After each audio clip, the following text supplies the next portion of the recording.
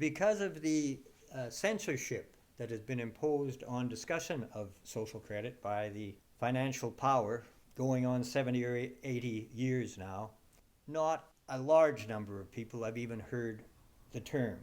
And among those who have, often they have associated it with some form of political activity, or even one of the various political parties that historically have borne the name social credit. These people will conceive of it as being analogous to conservatism or liberalism or socialism. That is, they think of it as a policy orientation or as an ideology. And it is true that Major Douglas himself defined social credit as a policy, as he said, the policy of a philosophy, pointing out that all policy springs from philosophy, inescapably. However, as Douglas implied elsewhere, this is only a partial understanding of the meaning of the term social credit. Social creditors, by whom I mean the people who promote understanding of social credit, certainly have an ideological orientation. But social credit itself is not an hypothesis or a theory, but rather a fact, a real phenomenon, an element within the logos or underlying structure of the universe. This will be more readily seen if we consider the basic meaning of the words involved. Social means pertaining to human beings in association, and credit means faith or belief. Thus, social credit in its most basic aspect means the belief people have that they can obtain what they want through association with others. This is not a theoretical phenomenon. It is real. It is something we have all experienced in thousands of ways in our lives. Your listening to this talk is an example of it. People in coming together do so in the expectation that it will bring some benefit to them, that it will give them something that they want. Thus, social credit is actually the basis of human association for the achievement of personal purposes and hence of personal satisfaction. It is, as I've said, a very real thing.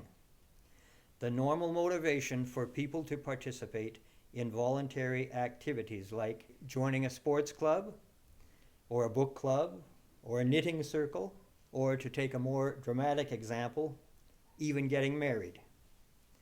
People simply would not come together in such ways if they didn't believe that thus getting involved with others brought them some kind of an advantage.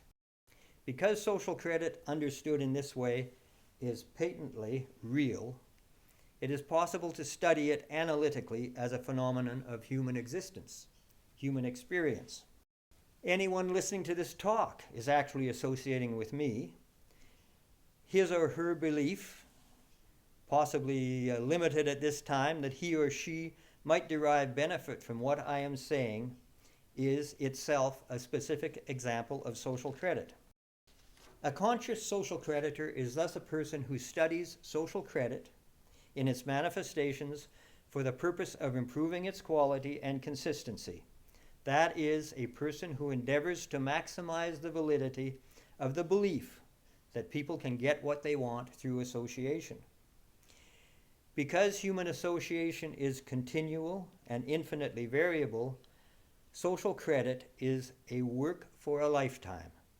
Indeed, I suspect that it is what our lives, both materially and spiritually, are fundamentally about.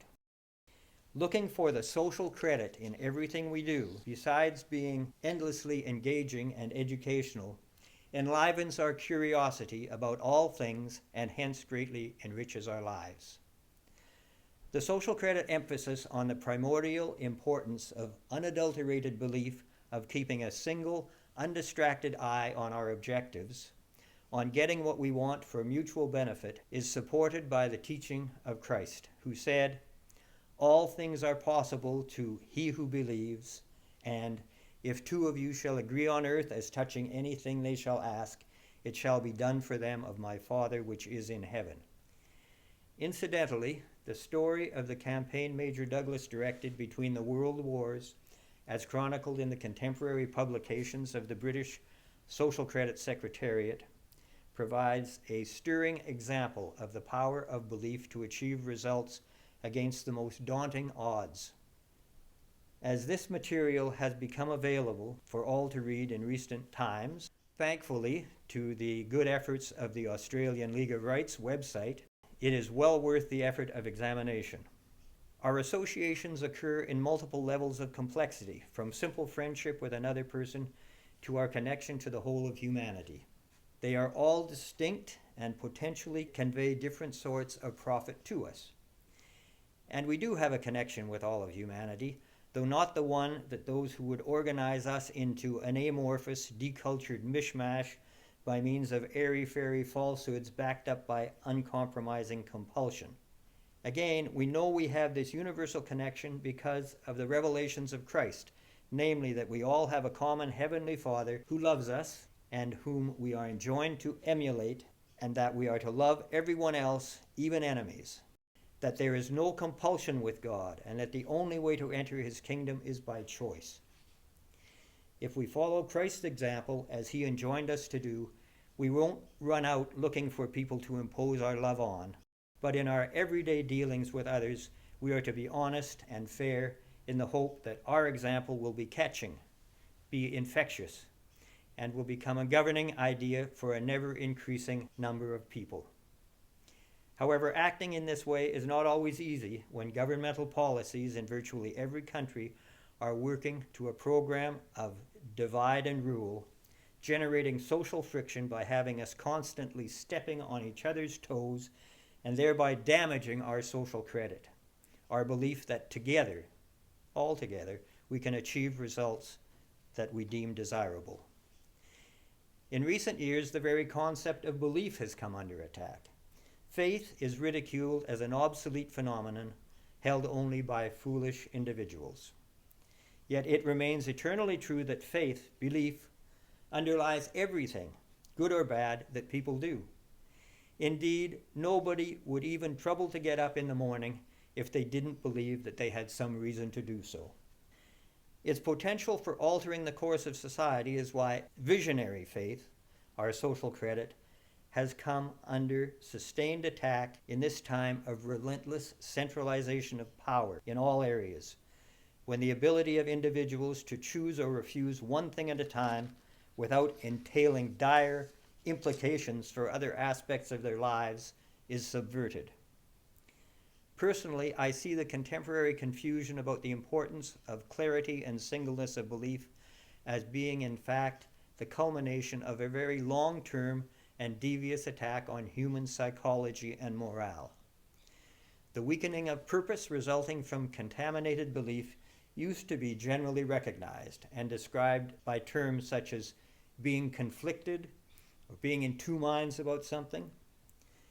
But a very useful modern term for it is cognitive dissonance. Cognitive dissonance is the simultaneous insinuation into the mind of two or more concepts that rational processes cannot reconcile. It is an attack on our undefended subconscious thinking. Without realizing what is happening to us, the incompatible ideas that our minds are called upon to embrace paralyze our power of reason.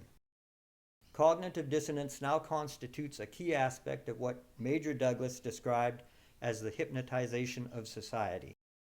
Once you become conscious of how the phenomenon affects you, and you become annoyed at being the target of a planned psychological attack, you can use your conscious mind to detect the cognitive dissonance in practically any sample of modern culture designed for mass consumption. It used to be relatively subtle, but now, after much application, its practitioners have become emboldened and are blatantly promoting such inanities as perpetual war being presented as the path to a more peaceful world, and the implementation of special rights for tiny minorities of questionable sanity even within the population, serving as pretexts for extinguishing the rights of the vast majority, and the patently forced and abrasive commingling of cultures. People are being virtually shaken by the throat out of their complacent stupor. The social credit of society as a whole, which originates in and operates only on individuals, has had immense harm done to it by these manipulative techniques.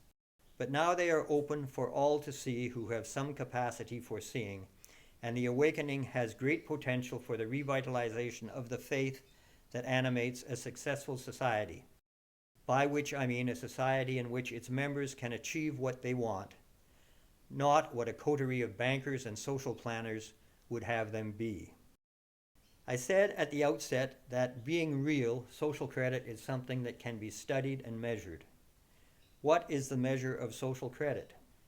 I think it can be perceived as a ratio of all the things that the members of society want and actually achieve using the resources made available to them over all the things they aspire to achieve and could achieve if the artificial financial constraints on the availability to them of resources did not exist.